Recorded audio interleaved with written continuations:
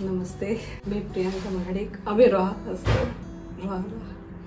तर माझ्या कमरेचं दुखणं फार 8-10 वर्ष चालू होतं. तर मला या श्रद्धा मॅडमच्या इथे डॉक्टरांनी पाठवली आणि त्यांनी सांगितल्याप्रमाणे फिजिओथेरपी चालू केली.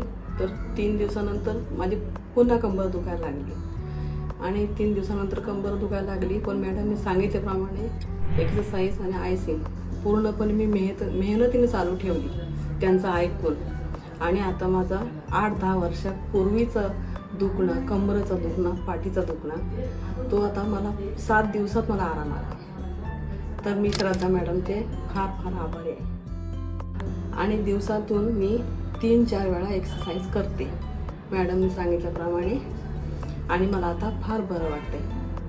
आणि 8-10 वर्षाचा दुखणं माझा पूर्णपणे गेला असं मला वाटतंय.